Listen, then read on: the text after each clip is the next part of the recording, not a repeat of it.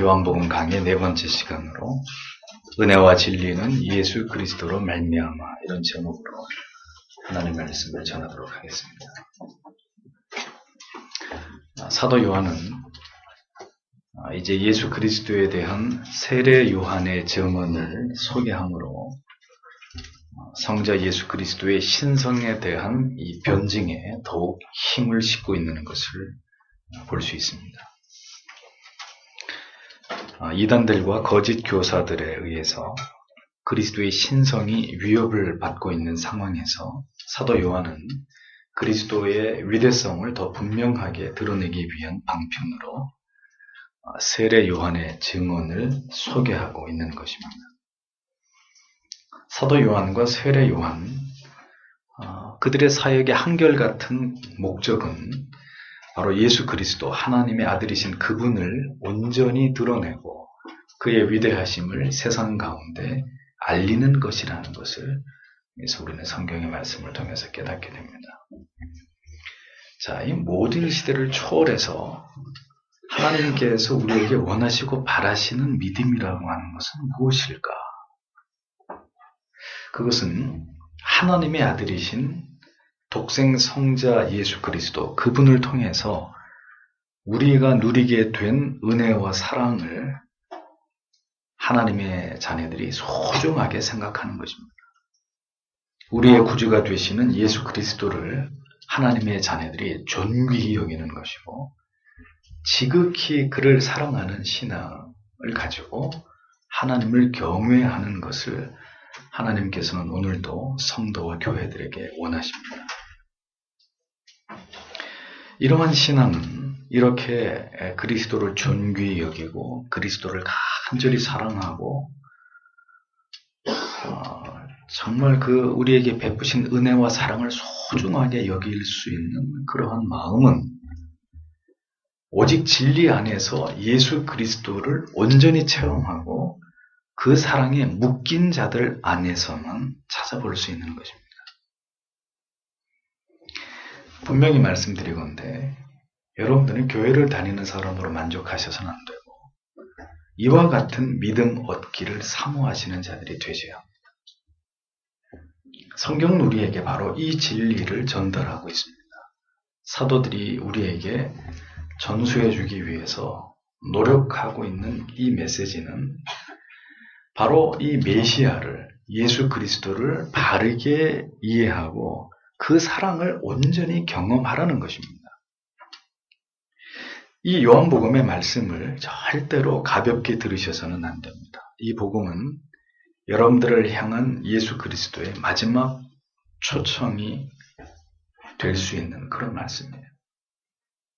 이 복음서를 통해서도 만약 여러분들이 주님을 깊이 만나시지 못한다면 여러분들의 영혼이 참된 안식을 누릴 곳은 어디인지를 심각하게 고민해 보셔야 됩니다. 세례 요한의 사명은 이 땅에서 메시아의 출현을 알리고 이 위대한 사건을 미리 고지하는 일이었습니다.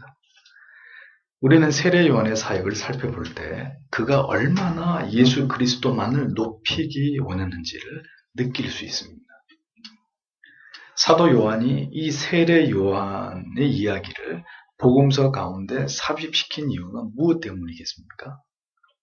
예수 그리스도를 올바르게 알리고 그를 높이는 일에 있어서만큼은 자신을 능가하는 그런 열정을 가지고 그 사명을 훌륭하게 감당한 인물이 바로 세례 요한이었기 때문에 사도 요한은 세례 요한이 전한 그 예수 그리스도에 대한 복음을 이 복음서 가운데 포함시켜서 우리에게 소개해주고 있는 것입니다.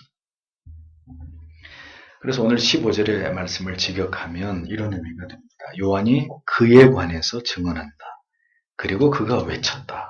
말하기를 이분이 내가 말한 분이셨다. 내 뒤에 오시는 분이 나보다 앞에 계셨다. 왜냐하면 그가 나보다 먼저 계셔왔기 때문이다. 이런 뜻이 됩니다. 자세히 보십시오. 세례 요한. 그가 존재하는 이유가 무엇 때문이었을까요? 그의 사명은 무엇이었습니까? 성경은 기록합니다. 그에 대하여 증거하여 라고 했습니다. 세례 요한의 임무는 그에 대해서 증언하는 것이었다 하는 말입니다. 예수를 믿는다는 것은 무엇을 뜻하는 것이냐? 예수 믿어서 천국 갑니다. 예수 믿어서 복 받습니다. 잘 됩니다. 그따위 소리는 집어치우고 예수를 믿는다는 건 무엇을 의미하는 것이냐? 가장 본질적인 이야기를 하겠습니다. 예수를 믿는다는 것은 그에 대해서 증인이 되는 것입니다. 그래서 신앙은 그 그리스도를 만남을 전제로 하는 것입니다. 그리스도를 만나지 못한 사람, 신앙생활을 하고 있는 것이 아니고 종교생활을 하고 있는, 종교를 취미로 여기면서 종교생활을 하고 있는 사람에 지나지 않는 것입니다. 그리스도를 경험하지 못한 사람은 증인이 될 수도, 증언을 할 수도 없습니다. 기독교는 그저 구경을 하는 정도로 끝날 수 있는 종교가 아닙니다. 예수를 만나고 그를 증거하지 않을 수 없는 마음으로 살아가게 되는 종교가 기독교입니다. 예수 그리스도를 생애적으로 만난 사람 중에 그를 증언하지 않았던 사람은 단 한 사람도 없습니다. 갈릴리 호수에서 만난 어부 베드로도, 다메섹 도상에서의 사울도, 그들은 모두 예수를 만난 이후에 그들의 인생이 완전히 뒤바뀌어진 그런 사람들이었습니다. 예수를 만난 이후에 그들은 모두 예수 그리스도의 복음을 전파하기 위한 삶을 살아가다가 기꺼이 죽임까지 당하게 되었던 예수 그리스도의 제자들이었습니다. 예수를 만난 사람들은 모두 한결같이 예수를 전하지 않고는 견딜 수 없고 살아갈 수 없는 목적과 사명을 가지게 된 사람들이었습니다. 가슴에 사무친 피로써 쓰신 그 복음을 자기의 입술로 증거하지 않고는 도무지 참을 수 없는 자들이 바로 예수를 만난 사람들의 모습이었습니다. 여러분 가운데 인생의 목표가 흔들리거나 아직 그것을 뚜렷하게 발견하지 못한 분들에게 묻고 싶습니다. 당신은 생애적으로 그리스도를 만난 적이 있습니까?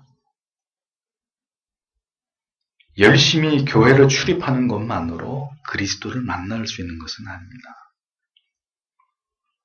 온 마음을 다해서 그분을 만나기를 사모하는 열심과 그 마음에 진실함이 있어야 합니다. 세상의 모든 유혹들과 우리 안에 피어오르는 죄악의 욕망들을 다스리면서 주 앞에 나아가 간절히 갈망하는 마음으로 주의 자비와 긍휼을 구해야 합니다. 여러분이 이미 예수를 만나고자 하는 마음으로 이 자리에 나아오셨기 때문에 목사는 여러분들에게 더욱 이러한 진리를 촉구할 수 있습니다. 회심을 향해서 간절한 마음을 가지신 분에게 오늘도 그래서 이 말씀을 드리는 것입니다. 수많은 형식적인 예배가 우리를 그리스도께로 저절로 인도해 주지 않습니다. 상한 마음으로 하나님의 사랑이 아니면 도저히 용서받을 수 없는 죄인인 나를 하나님께서 용서해 주시기를 바라는 그 아들을 통한 구속의 그 은혜를 나에게 부어주시기를 바라는 그 간절한 마음으로 그 깨어진 심령으로 주를 바라볼 때 하나님이 그런 자에게 은혜를 베푸십니다. 그런 자를 만나주시고 그런 자에게 하나님이 회심의 은혜를 주시고 그런 자로 하여금 거룩한 삶을 조차 살아갈 수 있는 마음의 거룩한 의지를 북돋아 주시는 것입니다. 그런 자들에게 생애적으로 그리스도를 만나는 은혜가 나타나게 된다는 거죠. 그리스도를 만나야 인생에 답이 보입니다. 무엇을 위해서 어떻게 살아야 될지 영혼에 불이 들어오는 거예요. 예수 그리스도를 만난 사람은 어디서든 무엇을 하든 누구를 만나든 그가 알고 있는 바로 예수 그리스도, 그를 전하기 위해서 자신의 존재하고 있다는 사실을 알고 있는 사람들입니다. 예수를 만난 사람만이 이렇게 자신의 존재의 이유와 목적을 깨닫게 되어 있습니다. 무엇을 위해 어떻게 살아가야 하는지에 대한 하나님의 인도하심을 받게 되어 있습니다. 하나님께서 자신의 영광을 위해서 나를 지으셨고 그렇게 하나님께 영광을 돌려드리는 삶을 살아가도록 나의 인생을 온전히 인도해 가시고 이끌어 가심을 믿으면서 자신에게 주어진 길을 누가 뭐라고 해도 묵묵히 걸어갈 수 있는 그런 사람이 될 수 있는 거예요. 저는 여러분 모두에게 말씀드리고 싶습니다. 그 흔한 꿈을 가지세요. 긍정의 힘을 믿으세요. 마음 먹은 대로 하나님이 다 이루어 주실 것입니다. 이런 허황된 무가치한 그런 어설픈 위로보다는 저는 오늘도 여러분들에게 생명과 뜻을 다해서 그리스도를 하나님을 만나기를 사모하는 자들이 되시라고 저는 오늘도 여러분들에게 강조하고 또 강조하고 싶습니다. 그리스도를 만나야 여러분들의 인생이 보이기 시작합니다. 그 그리스도의 사랑으로 내 머리끝부터 발끝까지 관통당하는 그런 체험을 해야 그리스도의 사람이 됩니다. 그를 증거하고 드러내는 것이 나의 삶의 목표와 내가 존재하는 이유임을 깨닫게 되는 것이고 그렇게 될 때 하나님께서 비로소 내 인생을 주관해 가신다는 사실에 안도하면서 하나님께 모든 것을 맡기고 의지하며 그렇게 하나님께 의탁한 채로 우리의 삶을 살아갈 수 있는 사람들이 되는 것입니다. 증거, 증인이라는 말은 법정적인 용어로 어떤 사건을 분명하게 보고 들은 자들이 그 사실을 말하는 것을 의미합니다. 그에 관해서 들은 자들은 많아도 오늘날 교회 안에 그를 만난 사람은 드물다는 거죠. 교회 안에 기독교라는 종교를 가진 종교인은 많이 있지만 진정으로 주를 만났노라고 나는 생애적으로 그리스도를 체험했노라고 그래서 나는 이제 그를 위해서 죽을 수도 있고 나는 그를 위해서 살아갈 것이라고 고백할 수 있는 이런 감격적인 자기 고백을 할 수 있는 그런 신자는 점점 줄어가고 있습니다. 그것이 이 시대의 교회가 몰락하고 있는 가장 중요한 이유입니다. 교회가 복음을 부끄러워하니 하나님의 말씀을 바로 증거하는 일보다는 사람에게 재미와 감동과 유익을 주는 말들을 더 많이 쏟아내는 것이고 사람들을 즐겁게 하는 프로그램이나 오락을 또는 신비한 체험으로 사람들의 말초적 관심을 자극하는 일을 교회가 더 많이 만들어내고 더 많이 행하고 있는 것을 우리는 이 시대 속에서 보고 있습니다. 교회는 오직 그에 대해서, 복음에 대해서, 하나님의 말씀에 대해서 전하는 일에만 전념하는 곳이어야 합니다. 성도는 성경의 진리와 교리를 가장 열심히 깨닫고 이해하고 그 말씀을 따라 사는 것으로 하나님을 기쁘시게 하는 일을 가장 귀한 가치로 여기는 자들이어야 합니다. 그것이 그리스도를 그를 이 땅 가운데 가장 잘 드러내는 방법이라고 믿는 자들이 바로 성도들이어야 합니다. 성도는 이 땅 가운데서 그에 대해서 알고 체험하고 나아가 그를 증거할 사명을 가진 자들이라는 것을 기억하셔야 합니다. 그래서 그를 믿는 사람처럼, 그를 아는 사람처럼, 그를 닮아가고자 하는 뚜렷한 목표를 가지고 있는 사람처럼 그렇게 말하고 판단하고 행동하고 살아가는 사람들이 그리스도인이어야 된다는 것. 이것을 분명히 아는 것에서부터 하나님을 신앙하는 진정한 삶이 시작되는 것입니다. 공부도, 취업도, 결혼도, 사업도, 자녀 양육도, 인간관계도, 물질관계 모든 것이 우리가 이 세상에서 어떤 목적과 이유 때문에 살아가는지에 이 궁극의 해답을 알게 될 때 우리는 비로소 우리에게 주어진 하나님께서 기뻐하시는 삶을 살아갈 수 있는 것이라는 겁니다. 인생에서 겪는 모든 희비애락의 그 진정한 의미를 비로소 깨닫게 될 수 있는 것이라는 겁니다. 세례 요한은 비록 짧은 인생을 살다가 간 인물이지만 그는 예수 그리스도, 그를 증언하였던 사명을 가진 자로 그는 이 일에 혼신의 힘을 다했던 인물이었습니다. 생각해 보십시오. 의미 없이 길게 사는 것이 하나님께 영광이 될까요? 예수 모르고 그냥 세상에서 잘 먹고 잘 입고 잘 살고 예? 그래서 벽에 똥칠할 때까지 살면서 그렇게 살다가 죽는 게 그게 하나님께 영광이 되는 삶일까요? 참 불쌍한 거예요. 불쌍한 거예요. 의미 있는 사명을 가진 삶으로 짧게 살다가 하나님의 부르심을 받는 것이 오히려 하나님 보시기에 큰 자가 되는 첩경이 될 수 있음을 우리는 누구를 통해서 보는 것입니까? 세례 요한을 통해서 보는 겁니다. 성경은 말씀하기를 요한이 그에 대하여 증거하여 그 다음에 외쳐 가로되라고 기록했습니다. 그냥 세례 요한이 그에 대해서 증거했습니다. 이렇게 하고 끝나는 게 아니라 외쳐 가로되라는 단어를 첨가합니다. 외쳐라는 단어는 속삭이는 말이 아닙니다. 부르짖다. 큰 소리로 절규하듯이 부르짖다라는 그런 의미예요. 적어도 사도와 선지자들 가운데 예수 그리스도의 복음을 하나님의 임박한 진노를 속삭이듯이 말한 사람은 아무도 없습니다. 피를 뿌려 순교한 모든 하나님의 사람들이 죽어가면서 복음과 자신들의 신앙의 고백을 비겁하게 속으로만 중얼거린 그런 사람은 아무도 없단 말이에요. 그들은 모두 진리를 외치다가 죽어갔습니다.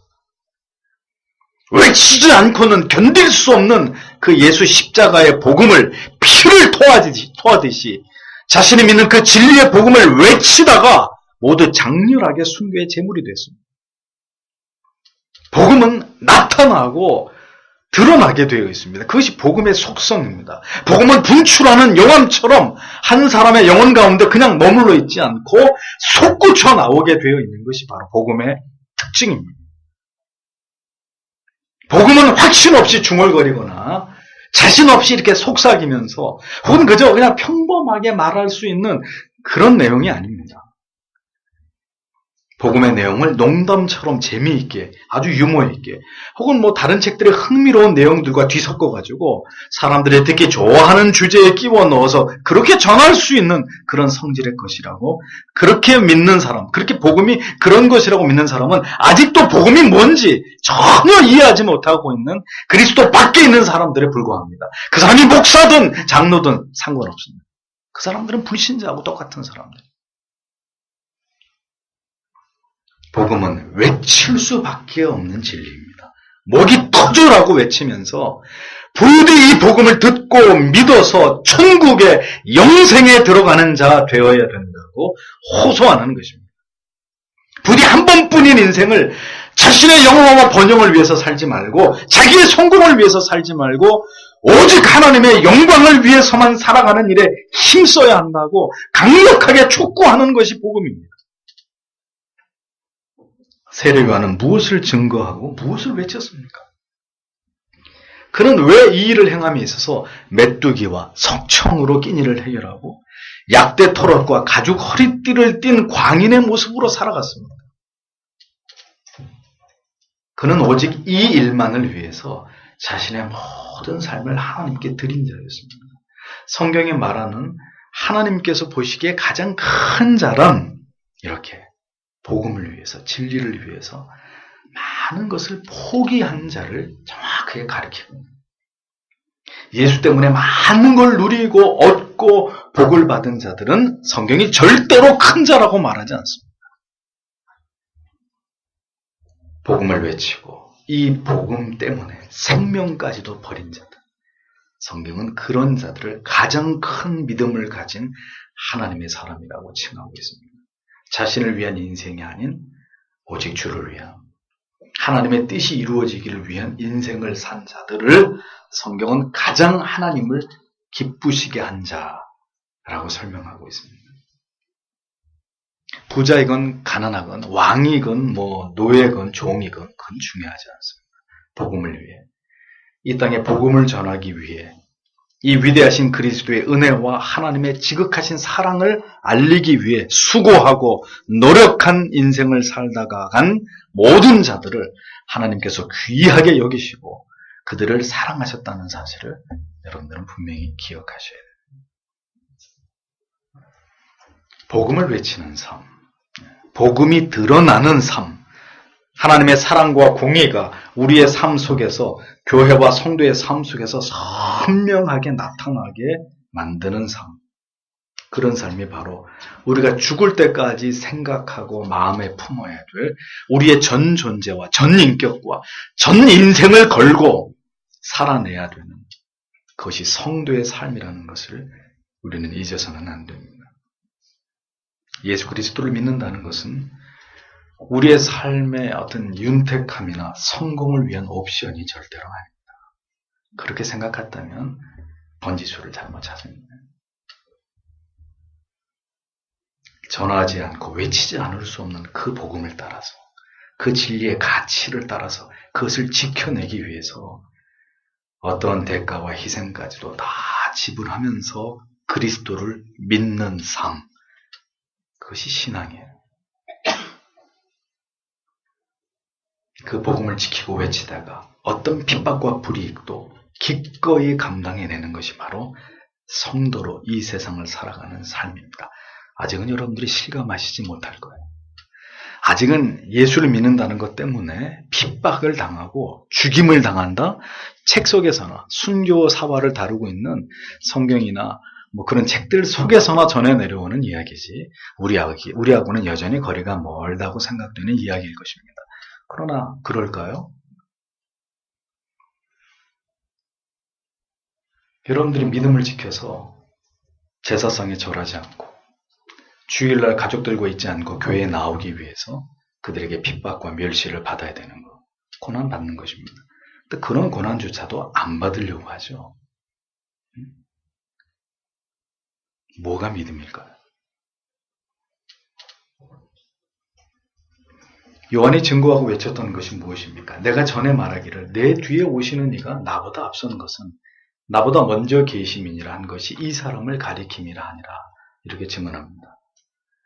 세례 요한은 예수 그리스도보다 사실 6개월 먼저 태어났습니다. 따라서 그는 내 뒤에 오시는 이라고 예수 그리스도를 시간상 자신의 뒤에 태어나신 분이심을 밝히면서도 한편 이어서 예수께서는 자신보다 그 존재적 가치에 있어서 자기와 비교도 할 수 없이 앞선 분이다. 정확히 말하면 앞서 존재해 오셨던 분이다. 이렇게 묘사합니다. 그 이유는 바로 그리스도의 선제성, 그가 하나님의 아들로서, 즉 하나님으로서 창세 이전 영원한 시간 그 너머에서부터 존재해 오셨던 그리스도의 선제성을 설명하고 강조하기 위해서 요한은 이렇게 설명을 합니다.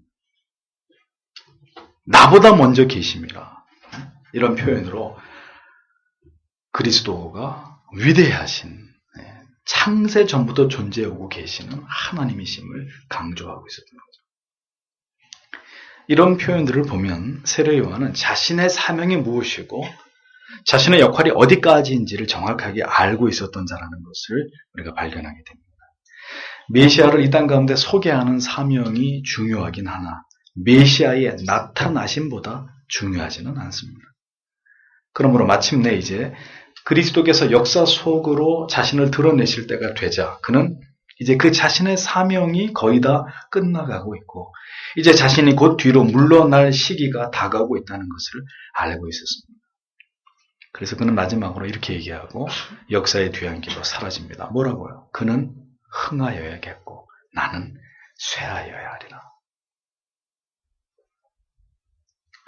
빛을 소개하는 자들이 종종 저지르기 쉬운 실수는 빛을 전하다 보면 자신이 그 빛의 일부쯤 되는 것으로 스스로 착각에 빠져가지고 자기가 무슨 하나님하고 동기동창이나 되는 것처럼 교만에 빠지게 되는 경우가 종종 일어납니다. 혹은 빛을 전하고 소개함으로 인해서 자신에게 생겨난 어마어마한 영향력을 쉽게 놓치지 못하는 그런 유혹을 받게 되는 일들이 일어납니다. 그래서 자기의 위치를 잃어버리고 내려와야 될 시기를 놓쳐버리게 되는 추악한 일들이 한때 주의 일을 능력 있게 감당했던 사람들의 말로에서 종종 일어나게 되는 것을 우리가 보잖아요. 얼마나 추악스러워집니까? 참으로 애석한 일이고 우리 모두도 우리 자신도 이런 부분에 대해서 우려할 일이 아닐 수 없는 것입니다. 세례 요한은 철저하게 그리스도만을 높이고 그 어떤 영광도 자신이 받는 것을 거부하면서 그렇게 목이 잘려서 소반에 담겨지는 그 마지막 죽음을 그가 그렇게 받아들인 것입니다. 그는 흥하여야 되고 나는 이렇게 이제 내 사명을 다했으니 이렇게 사라져가는 것이 하나님의 뜻이다. 깨끗하게 비굴하지 않고 그렇게 자기의 임무를 다하고 주님께로 돌아가잖아요. 세례 요한의 이 그리스도에 대한 소개 속에서도 사도 요한과 동일하게 이처럼 그리스도의 신성을 그의 위대하심과 탁월하심만을 그가 이렇게 드러내고 높이기 위해서 얼마나 최선을 다하고 있는지를 우리가 확인할 수 있습니다. 자, 이렇게 사도 요한과 세례 요한의 사역 속에서 우리는 그들이 그 시대 가운데 받았던 사명에 관해서 깊이 생각해 볼 필요가 있습니다. 제가 요한복음 강의 서두에서 그런 말씀을 드렸습니다. 이 복음서는 그리스도에 대한 변증서다 이렇게 묘사한 바가 있습니다. 예수 그리스도가 누구이시고 그가 가지고 계신 신성과 인성, 그의 메시아성을 웅변하는 내용이 바로 복음서의 모든 내용들입니다. 그렇게 그리스도의 메시아 되심을 증거하고 나타내야 될 중대한 사명이 성경이 기록되던 그 시대에 이미 존재하고 있었다는 거예요. 복음에 대한 변증이 뭡니까? 어느 시대건 그 시대의 타락한 인본주의적이고 그리고 무신론적인 시대 정신이 기독교를 공격하는 일은 예로부터 지금까지 쉬지 않고 이루어지고 있는 일이었습니다. 모든 시대마다 세상을 지배하던 무신론적이고 반기독교적인 논리와 사상과 철학들이 기독교의 복음을, 진리를 공격해왔습니다.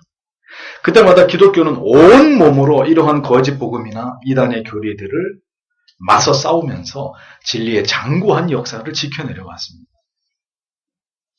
사도 요한이 이미 그 시대의 영지주의를 비롯한 예수 그리스도의 신성과 인성을 공격하는 이단들로부터 이렇게 철저하게 예수 그리스도를 변증했다면 오늘을 살아가는 우리도 이 시대 속에서 진리를 공격하고 있는 악의 실체가 무엇인지를 올바르게 이해하고 분별할 필요가 있다는 거죠.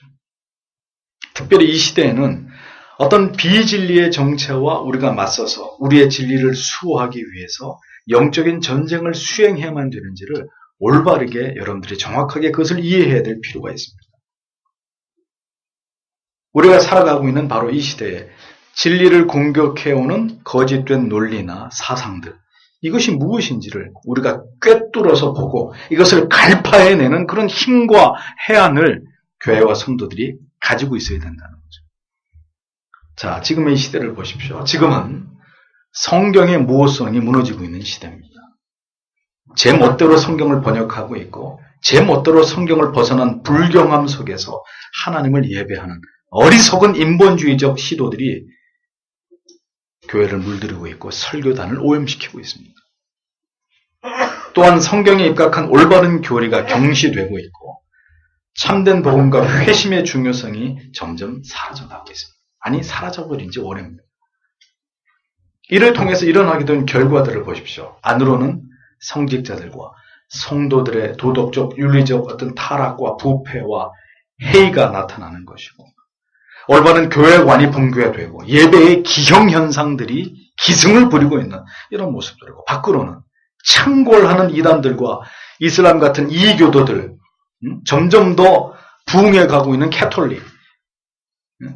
여기서 이런 얘기 하면 안 되지만 이것이 그 뚜렷한 증거들이란 말이에요. 또한 이 시대는 종교다원주의를 통한 종교 통합이 맹렬한 기세로 진행되고 있는 시대입니다.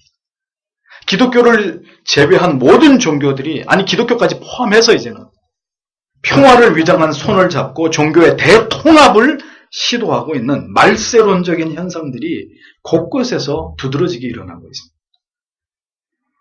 그러므로 그리스도의 신성을 변호하고 삼위 하나님 가운데 한 분으로서의 그리스도의 위격과 영광을 보존하기 위해 분투했던 사도 요한이나 세례 요한처럼 우리도 이 시대에 올바른 성경의 진리와 교리를 수호하고 복원하고 그리고 올바른 교회관과 참된 예배와 그리고 성례전을 지키고 예수 그리스도를 통한 유일한 구원관을 우리가 지켜내야 되는 것입니다.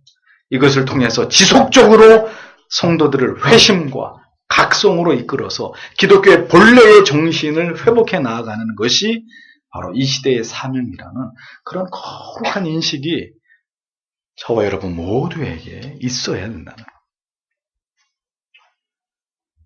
이 시대를 영적인 눈으로 보십시오. 이제 그야말로 영적인 전쟁이 날마다 더욱 치열해져 가고 있는 것을 우리는 감지할 수 있습니다. 참된 진리가 또다시 한 시대 속에서 파상적인 마귀의 공격을 받아서 다시 한번 성도와 교회들이 위기에 처하게 되는 그런 시간들이 시시각각으로 다가오고 있습니다. 강력한 진리의 방어선이 무너진 지 이미 오래고 교회들은 사탄의 회가 되고 있고 진리를 떠난 성도들은 거대한 폐잔병의 무리들이 되어가지고 사탄의 졸개들로 전락하고 있습니다. 정신을 차리고 진리로 무장해서 이 거대한 세상의 공격을 막아낼 수 있는 분들이 되셔야 됩니다. 우리에게 불붙는 논리가 필요하고 복음을 변증할 능력으로 여러분 개개인 자신을 무장하셔야 됩니다. 다윗과 골리앗처럼 세상은 능히 우리가 맞설 수 있는 만만한 존재가 결코 아니지만 그래도 우리는 우리가 있는 그곳에서 우리가 믿는 이 진리를 예수 그리스도를 통한 구원을 우리는 끝까지 지켜내는 사람들이 되어야 됩니다. 사도 요한이 왜 동원할 수 있는 모든 증거들을 통해서 그리스도를 변증하고 있지 않으면 안 되었는지를 우리는 그것을 생각하면서 이 복음서를 묵상해야 됩니다. 요한복음은 그냥 심심해서 쓴 책이 아니에요. 그 시대의 교회 안에서 성도들 사이에 널리 유포되고 있었던 거짓 복음, 영지주의, 거짓 교사들의 가르침에서 진리를 그리스도를 방어하고 수호하기 위해서 기록되어진 복음서입니다. 똑같은 논리로 우리가 세상에 맞서서 이 거짓 복음과 불건전한 교회 운동들을 우리가 하나님의 말씀으로 격퇴하면서 영적인 치열한 싸움을 우리도 싸워야 되는 거죠. 16절을 직역해보면 왜냐하면 그의 충만하심으로부터 우리 모두가 은혜를 대신하는 은혜를 또한 받았기 때문이다. 이렇게 해석이 됩니다. 한글 성경에는 없는데 원문에는 왜냐하면이라는 접속사가 있어서 앞절에서 성육신하신 말씀이신 예수 그리스도께서 선지하신 분으로 세례 요한보다 더 우월하신 분이라는 사실을 지지하는 이유를 제시하고 있습니다. 그게 뭡니까? 예수 그리스도만이 모든 이 땅의 거룩한 교회와 성도들의 영원한 충만함이 되시기 때문이다라는 그 내용입니다. 하나님께서는 예수 그리스도를 구주로 믿는 성도들을 위해서 그들의 영혼에, 그들의 구원에 필요한 모든 것을 예수 그리스도 안에 충만하게 저장해 두셨습니다. 따라서 우리의 모든 영적인 결핍은 오직 예수 그리스도 안에서 예수 그리스도를 통해서만 채워지도록 하나님은 그렇게 섭리해 놓으셨다는 것을 우리는 세례 요한을 통해서 그의 증언을 통해서 깨닫게 됩니다.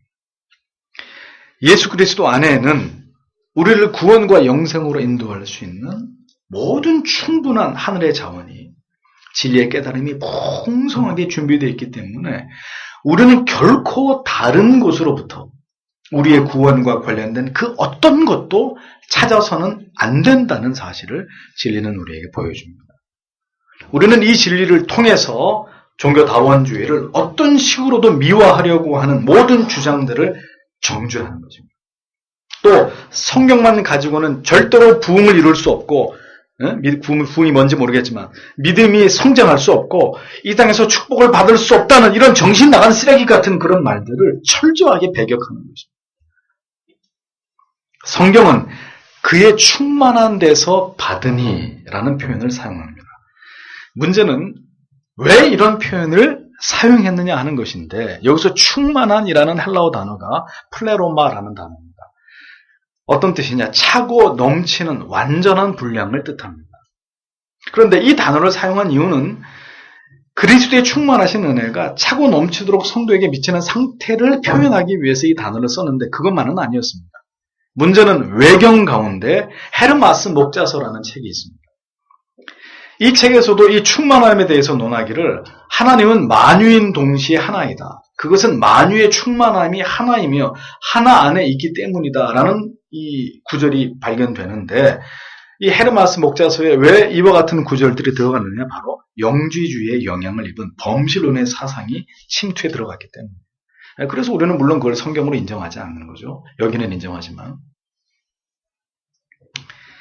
자, 보십시오. 당시 영지주의자들이 이렇게 플레로마, 이 충만함을 어떤 식으로 이해했느냐? 하나님이 만물이고 만물이 하나로 충만함을 이룬 상태가 플레로마다 이렇게 본 거예요. 따라서 교회 안에 유입돼 들어온 이단적 가르침에 의해서 어떻게 됩니까? 그 모든 게, 이 세상 모든 만물이 하나님이고 하나님은 하나고 모든 만물의 충만함이 하나라는 주장들이 당시에 교회 안에 들어오고 있었단 말이죠. 외경에는 이미 그것이 침투에 들어온 증거들이 기록상에서 나타나고 있는 것이고, 그랬단 말이죠. 요한은 이렇게 영지주의자들이 주장하는 이단적 충만함의 의미를 정확하게 지적하면서 그것을 배격해야 됐기 때문에 영지주의자들이 말하는 충만함은 성경적인 충만함이 아니고, 성경이 말하는 충만함은 예수 그리스도 안에 하나님께서 예수 그리스도를 통해서 그의 안에 모든 것을 담아주신 영적인 신령한 은혜의 충만함일 뿐이다. 이것을 강조하지 않으면 안 되었던 그런 상황이었다는 거죠. 그래서 사도 바울 역시도 마찬가지죠. 바울이 사역할 때도 여전히 교회 안에 영지주의는 있었습니다. 그래서 사도 바울도 바로 이 문제에 대해서 역시 각을 세우면서 말하기를 골로새서 1장 19절에서 아버지께서 모든 충만함으로 예수 안에 거하게 하신 것이라, 또 충만함을 플레로마를 이야기합니다. 에베소서 3장 8절에 가도 측량할 수 없는 그리스도의 풍성이라는 표현을 쓰면서 이 부분을 설명하고 있습니다. 왜 그랬을까요? 왜 요한도, 세례 요한도, 또 바울도 계속 이 충만함에 대한 해석을 반복하고 있느냐? 모두가 영지주의의 영향을 받은 충만함에 대한 잘못된 오해로부터 초대교회 성도들의 믿음과 교회를 지키기 위해서 그랬다는 거죠.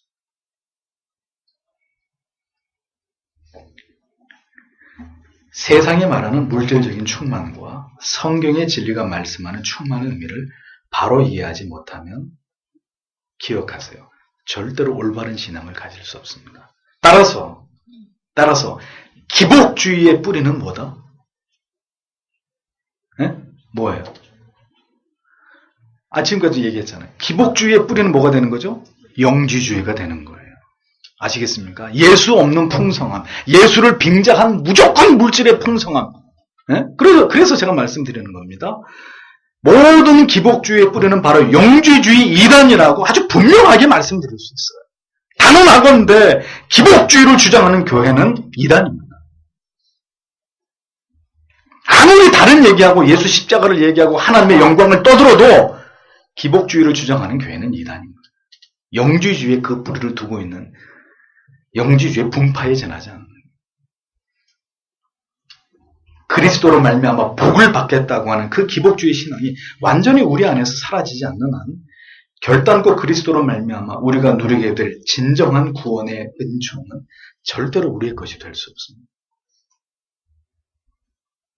우리는 예수 그리스도만을 붙드는 올바른 믿음 밖에서는 결코 그 어떤 신령한 복도 받을 수 없고 누릴 수 없는 존재라는 것을 기억하십시오. 죄 아래 인간은 모든 신령한 복으로부터 경류되어 살아갈 수밖에 없는 그런 존재들이었습니다. 그러하기에 예수 밖에 살아갔던 여러분들의 인생을 한번 돌이켜 생각해 보십시오. 어떠했습니까? 행복하셨습니까? 총체적 죄와 허무와 실패와 미래에 대한 두려움과 염려와 근심뿐이었잖아요. 여러분 자신이 더 잘 알고 계시잖아요. 성도는 그리스도에게서 벗어나는 순간 영혼의 궁핍함과 혼란 속으로 곤두박질치게 되어 있습니다. 그리스도를 떠나도 한동안은 부가 유지되고 한동안은 육체적으로도 건강하고 여전히 살아가는데 그다지 큰 어려움이 없을 수 있습니다. 그러나 단언하건대 그의 영혼은 그 즉시 서서히 죽어가게 되어 있습니다. 진리로부터 그 풍성하신 깨달음으로부터 멀어져 갈 때 그 영혼은 급격히 힘을 잃어가게 되고 그리스도 안에서 누렸던 그 모든 풍성한 영적인 유익에서부터 점점 더 멀어져 가게 되는 그런 일들이 필연적으로 일어날 수밖에 없게 되어 있는 거예요. 하나님의 아들이신 예수 그리스도 안에 있을 때만이 그 예수 그리스도 안에 그 말씀 안에 온전히 거하려고 우리가 그렇게 우리의 삶을 살아갈 때만이 은혜 위에 은혜, 끊이지 않고 넘치는 지속적인 은혜가 여러분들에게 부어지게 되는 것입니다. 다음에서 나오는 이 은혜 위에 은혜라는 표현, 은혜를 대신하는 은혜라는 의미도 되는데 이것은 율법을 통해서 우리에게 주시는 죄를 깨닫게 하시는 그 은혜를 대신해서 이제 신약 이후에 은혜 시대가 열리면서 예수 그리스도를 통해서 우리가 누리게 되는 우리의 모든 죄를 이제 용서해 주심에 그 은혜가 새롭게 성도들에게 허락되었다는 그런 의미로 해석할 수 있습니다. 중요한 것은 그리스도 예수 안에 있는 우리에게는 날마다 넘치는 은혜가 그리고 더욱 새로운 은혜가 예수 안에서부터 여러분들에게로 주어진다는 사실입니다. 그러니 바로 그 은혜를 그리스도 예수 안에서 누려야 되는 거예요. 우리는 그 은혜 안에 거하는 자들이 되어야 되는 것입니다. 영원 그 너머의 시간으로부터 존재해 오셨던 예수 그리스도, 그분이 이 땅 가운데 오신 이유가 바로 은혜 위에 은혜를 죄인들에게 베풀어 주시기 위함이라고 진리는 우리에게 강조합니다. 그러면 여러분들에게 또 묻고 싶습니다. 여러분들은 진정으로 그 은혜를 받은 자들인가라는 겁니다. 그 은혜를 아는 자들인가? 그 은혜 때문에 오늘도 좁은 길을 가고 그 은혜 때문에 오늘도 내가 희생하고 그 은혜 때문에 내가 억울해도 참고 그 은혜 때문에 좁은 문으로 들어가기를 힘쓰는 자라고 내 자신을 내가 그렇게 여길 수 있는가? 라는 것을 물어봐야 되는 거죠.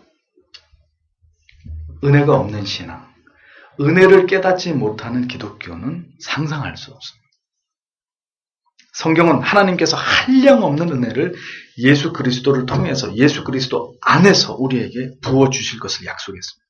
그 은혜의 핵심은 바로 찬양을 부르면서 감동의 눈물을 흘리는 따위의 그런 은혜가 아니라 성육신하신 그리스도를 체험함으로써 우리에게 주어지는 은혜.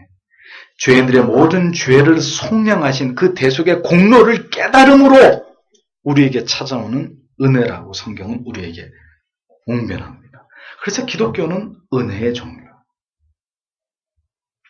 물론 하나님이 우리에게 주신 율법도 은혜입니다. 그 율법이 없었다면 우리는 지엄하신 하나님과 하나님의 공의가 무엇인지 알 수 없었을 것이고 죄와 형벌이 얼마나 두려운 것인지를 무서운 것인지를 아무것도 깨달지 못했을 것입니다. 그러나 그 율법보다 더 큰 은혜는 예수 그리스도를 통해서 주신 값없이 베푸신 구속의 은혜라는 것을 성경은 우리에게 가르쳐 줍니다. 그래서 사도 요한은 이제 17절에서 이 부분을 분명하게 설명합니다. 직역을 하면. 왜냐하면 율법은 모세를 통하여 주어졌기 때문이다. 은혜와 진리는 예수 그리스도를 통하여 되었다라는 의미죠. 이 부분에서 사도 요한은 유대인들이 듣기에 모세를 경시하는 듯한 오해의 소지가 될 만한 다소 부담스러운 논리를 여기서 전개합니다. 그것은 유대인들 사이에서 매우 높은 위치를 차지하고 있었던 모세를 언급하면서 율법은 모세로부터 말미암아 전달되어진 것이지만 구원의 이 복된 은혜와 그 깨달음을 담은 진리는 예수 그리스도가 직접 가지고 오신 것이다. 이렇게 설명을 하면서 율법과 은혜와 진리를 그리고 모세와 예수 그리스도를 극명하게 대조하면서 그리스도와 그 은혜와 진리의 우월성을 요한이 설명하고 있기 때문입니다. 그러니까 유대인들이 아무리 인정하고 높이 받드는 모세의 율법도 결국은 그리스도께서 우리에게 보이신 죄사함의 은혜와 이 은혜를 설명하는 진리의 깨달음 앞에서는 모두 보잘것없는 것에 지나지 않을 뿐이다. 그것은 모세의 율법은 우리의 죄의 문제를 궁극적으로 해결해 줄 수 있는 것이 못 된다라는 얘기를 하는 거죠.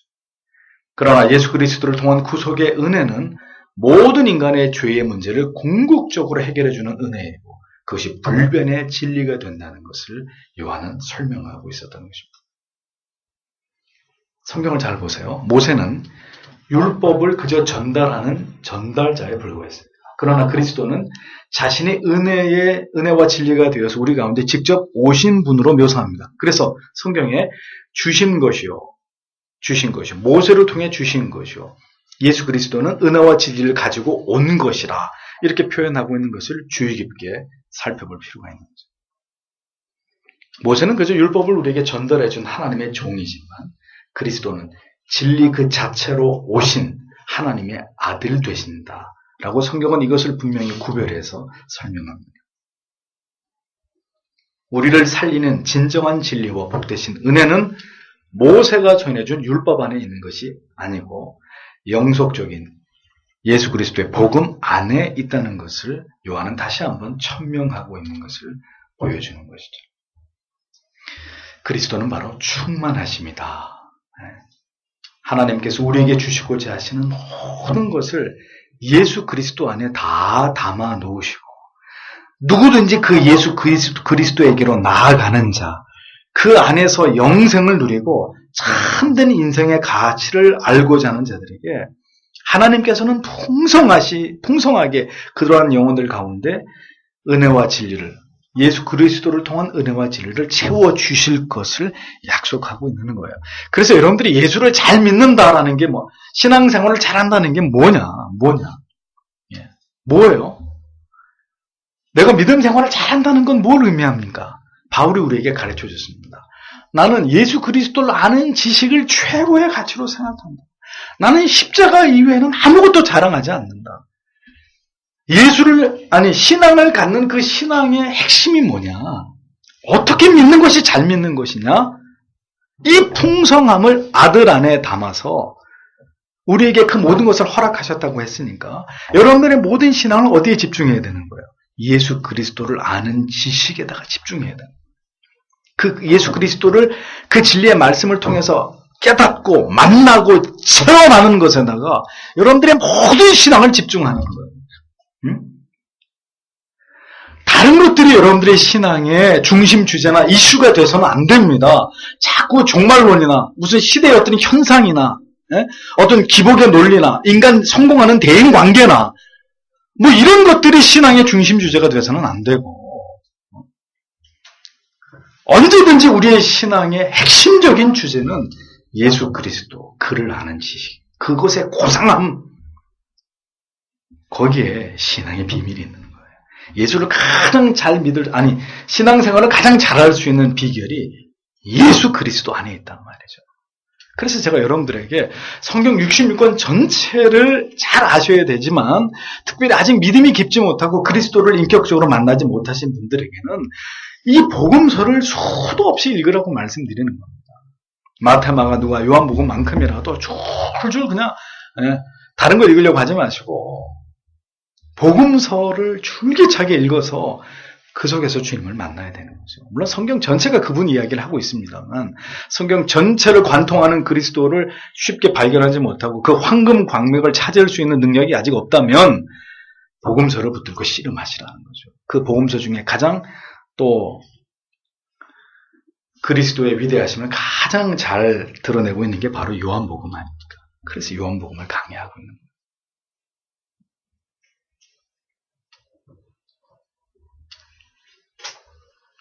성도의 우리가 이 땅 가운데 있는 동안에 우리에게 넘치도록 제공되는, 우리가 얻을 수 있는 가장 좋은 것이 무엇이냐? 성공에 대한 보장이냐? 수명 연장의 약속이냐? 자녀들의 형통을 보는 것이냐?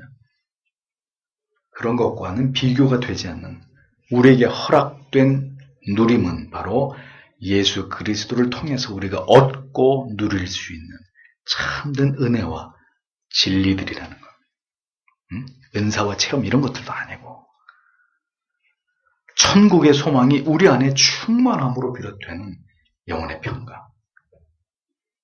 의를 행할 때, 진리를 위해서 희생의 대가를 지불할 때 우리에게 주시는 큰 기쁨, 누구에게서부터 오는 거라고요? 목사가 여러분들에게 드리는 거 아니에요. 예수 그리스도께로부터 여러분들에게 주어지는 것입니다. 말씀을 풀어서 깨닫게 하시는 설교를 들을 때 여러분들의 가슴이 왜 뜨거워집니까? 왜 세상이 내게 주지 못하는 위로를 얻습니까? 왜 우리가 교리를 공부할 때 우리의 구원이 더 공고해지고 우리의 믿음과 구원이 더 확실해짐을 느낍니까? 왜 추상적이고 모호하던 진리가 구체적이고 실제적이고 의심할 바 없는 것임을 확신하게 됩니까?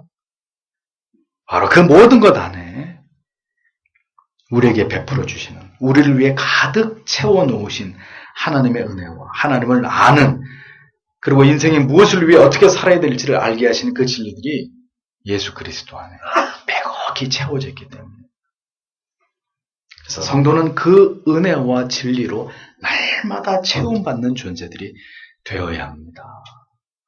그래서 말씀드리는 거예요. 밥은 매일 삼시세끼 드시면서 하나님의 말씀을, 예수 그리스도의 복음을 가까이 하지 않는 사람은 영적인 깡통이에요. 용서하십시오. 그 사람 지금 잘못 살고 있는 거예요. 예수를 잘못 믿고 있는 사람이에요. 그렇게 백날 첫날 예수를 믿어도 예수를 통해서 우리에게 주신 그 풍성함이 뭔지를 절대로 이해하실 수 없어요. 요한은 마지막으로 하나님과 예수 그리스도의 복되신 관계를 이렇게 설명하죠. 18절에 지금까지 아무도 하나님을 보지 못하였다. 아버지의 품속에 계시는 독생하신 하나님 그분이 나타내셨다. 이런 의미입니다. 예수 그리스도를 아버지의 품속에 있는 독생자로 묘사한 것은 성자께서는 성부 하나님께 매우 사랑을 받으시는 친밀한 관계이심을 보여주는 그런 표현입니다. 하나님께서는 아무에게도 자신을 보이신 적이 없는 분이십니다. 하나님께서는 율법이라는 수건 아래 하나님 자신을 언제나 숨겨두셨습니다. 그래서 죄악된 인생들은 절대로 하나님을 직접 볼 수가 없습니다. 출애굽기 33장 18절에 보면 모세가 이르되 원하건대 주의 영광을 내게 보이소서 간청하는 장면이 나오죠. 그때 하나님이 어떻게 답변하십니까? 그래 알아서 내가 보여주마 이렇게 말씀하지 않고 여호와께서 또 이르시되 보라 내 곁에 한 장소가 있으니 너는 그 반석 위에 서라. 내 영광이 지나갈 때 내가 너를 반석 틈에 한 장소가 있으니 너는 그 반석 위에 서라. 내 영광이 지나갈 때 내가 너를 반석 틈에 두고 내가 지나갈 내 손으로 너를 덮고 손을 거두리니 내가 내 등을 볼 것이 얼굴은 보지 못하리라. 이런 말씀으로 답변하시죠. 자, 그러니까 하나님이 친구처럼 여겼던 모세도 하나님을 직접 보지는 못했습니다. 하나님이 지나간 자취만을 보았을 뿐입니다. 자, 이게 뭘 의미하느냐? 이것은 바로 하나님 자신이 가려지고 감추어진 율법 시대를 보여주는 거예요. 그러니까 누구도 하나님을 볼 수 없었던 시대가 바로 구약 시대였다는 거죠. 그러나 율법의 시대가 가고 은혜의 시대가 열렸습니다. 이제는 말씀이 육신이 되어서 강림하신 그 은혜의 찬란한 빛 아래서 하나님에 대한 모든 것을 보고 듣고 만져볼 수 있는 시대가 도래한 것이죠. 누구를 통해서요? 성자 예수 그리스도를 통해서. 수건을 다 걷어내시고 아들의 얼굴에 하나님 자신을 환히 드러내시면서 우리에게 하나님께서 다가오신 것입니다. 그래서 바울은 고린도후서 4장 6절에서 이렇게 설명합니다. 어두운 데 빛이 빛이라 말씀하셨던 그 하나님께서 예수 그리스도의 얼굴에 있는 하나님의 영광을 아는 빛을 우리의 마음에 비추셨다. 이렇게 설명합니다. 그래서 예수께서 말씀하셨죠. 나를 본 자는 아버지를 본 것이다. 이 그냥 농담으로 하시는 말씀이 아니란 말이죠. 하나님은 더 이상 숨어 계시지 않고 아들 안에, 품 안에 계셨던 그 아들을 통해서 하나님의 모든 것을 나타내셨습니다. 그 아버지의 마음을, 아버지의 성품을, 아버지의 뜻을, 아버지의 계획을, 아버지의 사랑을, 그 아버지의 긍휼을, 용서하심을 우리에게 모두 다 드러내 보이셨습니다.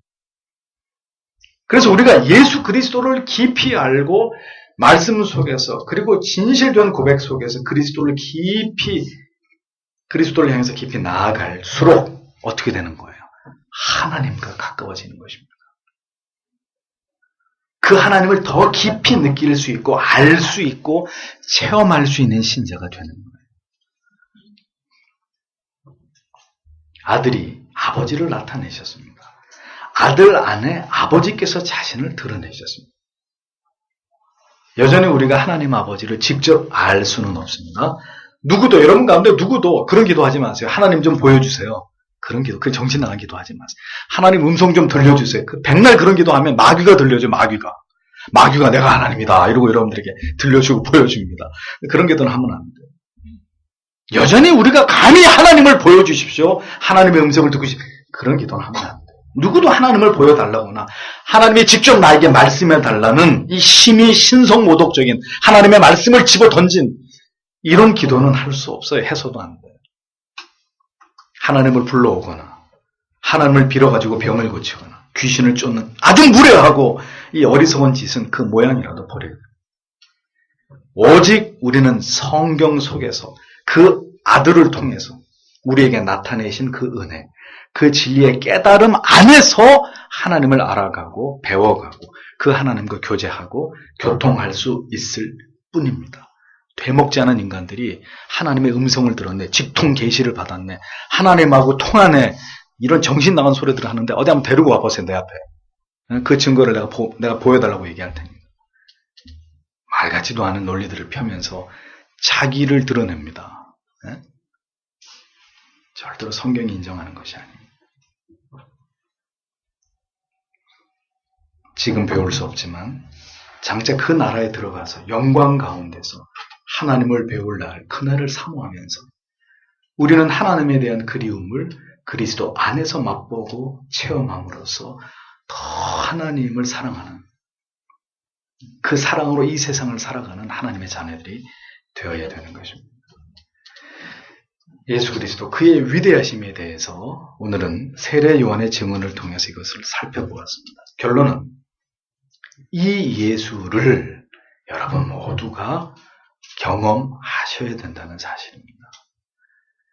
죄인들에게 은혜 위에 은혜이신 그 그리스도의 은혜와 진리, 은혜와 진리이신 그 그리스도, 우리를 영원한 생명으로 인도하시는 가장 확증적인 그 그리스도를 깊이 만나라고 하는 것이 오늘도 우리를 향해 호소하고 있는 진리의 나팔 소리입니다.